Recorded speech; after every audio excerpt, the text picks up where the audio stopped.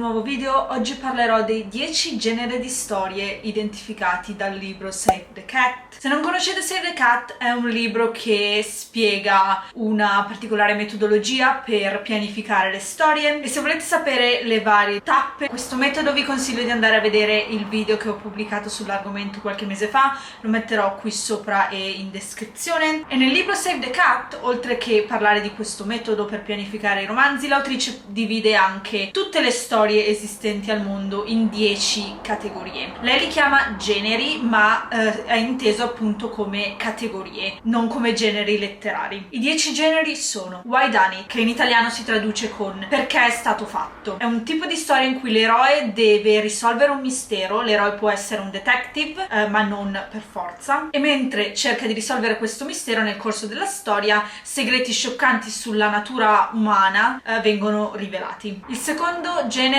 è il rito di passaggio. Sono storie in cui l'eroe deve affrontare tutte quelle sfide della vita, il lutto, il divorzio, la crescita e così via. Il terzo genere è istituzionalizzato, in cui l'eroe appartiene già a un'istituzione o a un certo gruppo e deve trovare un modo per scappare da esso o per distruggerlo. Il quarto genere è quello supereroe. In questo tipo di storie un eroe straordinario si ritrova in un mondo ordinario e deve accettare di essere speciale o destinato alla grandezza. Il quinto genere è letteralmente dude with a problem, che tradotto in italiano vorrebbe dire persona in generale che ha un problema. Le storie che appartengono a questa categoria hanno un eroe innocente e ordinario che improvvisamente si trova a dover affrontare straordinarie circostanze e sta a lui affrontare le sfide che gli vengono poste. Il sesto genere è il trionfo dello sciocco. I protagonisti di storie che appartengono a questa categoria sono quelle persone che la società non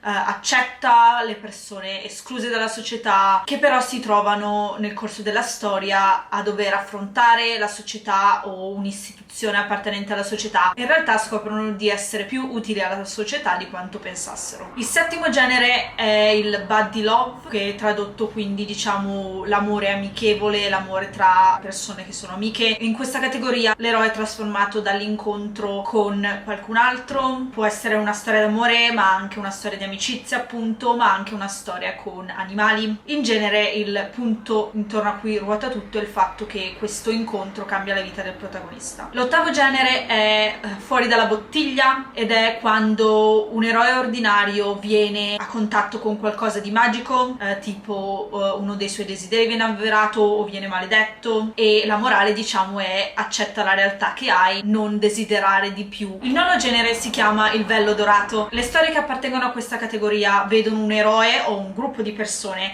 che deve andare a fare un diciamo viaggio o un certo tipo di percorso in cerca di qualcosa, ma durante questo viaggio in realtà quello che finiscono per scoprire è se stessi. Il decimo e ultimo genere è il mostro nella casa. In questo tipo di storia l'eroe deve sconfiggere un mostro, può essere soprannaturale oppure no, in un setting specifico o in circostanze limitate, e solitamente qualcuno all'interno del libro o il protagonista stesso, o se il protagonista è un gruppo, qualcuno all'interno del gruppo ha scatenato il mostro. Il libro va poi a spiegare nel dettaglio e a fare esempi di ogni singolo genere, ma per l'obiettivo di questo video mi limiterò a parlare del genere a cui appartiene la storia a cui sto lavorando al momento. Se avete visto i miei video di recente sapete che ho appena finito di scrivere la mia fanfiction e mi sto ora concentrando su Progetto Fantasmi, che è un romanzo rosa soprannaturale che ho iniziato per il NaNoWriMo 2020, e ho deciso in preparazione appunto al plottaggio e alla scrittura di questo romanzo di rivedere i generi di Save the Cat. E Progetto Fantasmi appartiene al genere dude with a problem, quindi personaggio, persona generale ordinaria con un problema. Come ho detto prima, in questo genere di storia l'eroe è una persona ordinaria che si trova improvvisamente ad affrontare qualcosa di eccezionale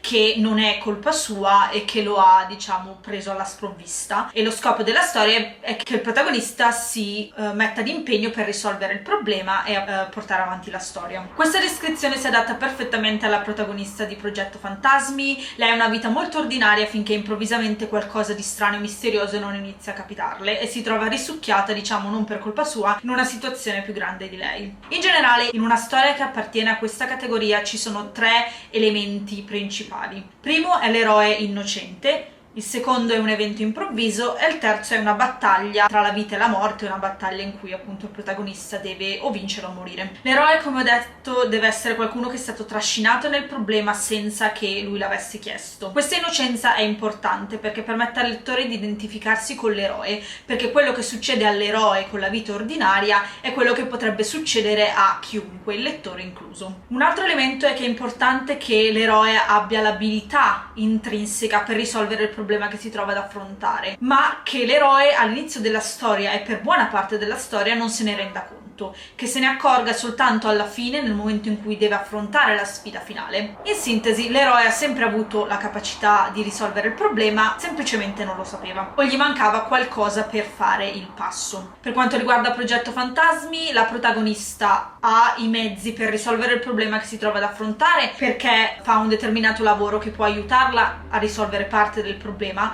ma c'è un'altra parte del problema che invece lei non può affrontare perché non è psicologicamente pronta all'inizio della storia, ma in generale ha comunque bisogno di aiuto. Per quanto riguarda invece l'evento improvviso, è ovviamente il catalizzatore della storia, quello che nei beat sheet di Save the Cat è il catalyst, cioè quell'evento improvviso che avvia tutta la storia, l'evento scatenante. È qualcosa di improvviso a cui l'eroe deve reagire immediatamente e molto velocemente. È però importante che il problema e il protagonista lavorino insieme. Il problema deve essere qualcosa che il protagonista può risolvere con quelle innate capacità di cui parlavo prima, ma allo stesso tempo non può essere qualcosa di troppo semplice che l'eroe può risolvere immediatamente, perché ovviamente vorrebbe dire concludere la storia immediatamente. Quindi è importante che il problema e le caratteristiche del personaggio lavorino insieme per creare il resto della storia e l'intero conflitto su cui la storia è fondata. L'ultimo elemento, la battaglia, si intende non solo magari la battaglia finale,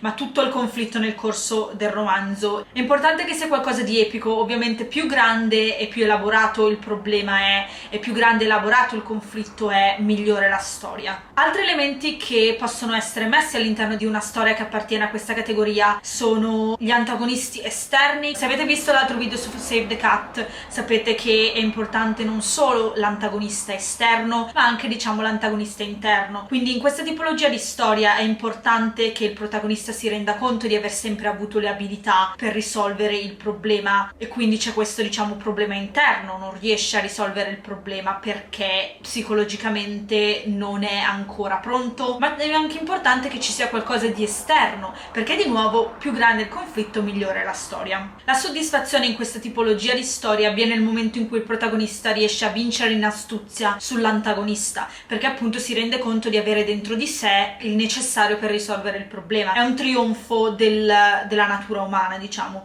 Quindi è importante che non ci sia solo il problema interno del protagonista, ma anche qualcosa di esterno che aiuti il protagonista a realizzare il suo potenziale. Un altro elemento molto importante in questo libro, se avete visto lo scorso video, è la storia B, che è la storia secondaria. Può essere l'interesse amoroso, può essere altre vicende secondarie che accadono sullo sfondo della storia, dipende da voi. La storia B di Progetto Fantasmi è la storia d'amore tra la protagonista e il protagonista maschile. Come ho detto, non deve essere, ognuno sceglie in base a quello che vuole, e in generale la storia B è incentrata sui personaggi secondari, perché sono loro che aiutano il protagonista a realizzare il suo potenziale e a capire di cosa sia davvero capace. Come ho detto prima, questo tipo di storia riguarda il trionfo dello spirito umano, ci ricorda che siamo meno ordinari di quanto crediamo, che abbiamo delle forze nascoste e che in ogni momento qualcosa potrebbe accadere e potremmo scoprire di essere in grado di affrontare più di quanto ci aspettassimo. Metterò qui qualche esempio che il libro include per quanto riguarda questa tipologia.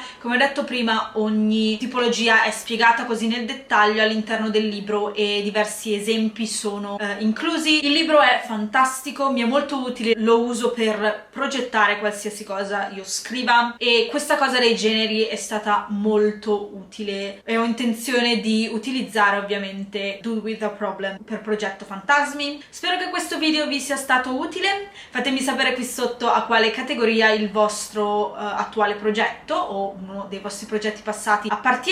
Come sempre vi ricordo che in descrizione potete trovare tutto il necessario per contattarmi, social network e siti di scrittura. Slytherin Secrets, la mia fanfiction nel mondo di Harry Potter, è al momento ancora nelle mani della mia beta reader, ma spero di riuscire a pubblicarla su Wattpad e probabilmente anche FP e AO3 molto presto. Vi ringrazio come sempre per essere stati qui e vi invito a lasciare un mi piace e iscrivervi al canale se vi è piaciuto questo video. Io sono Druci Alba, sono un'aspirante scrittrice e avida lettrice che condivide il suo percorso su questo canale. Ci vediamo alla prossima!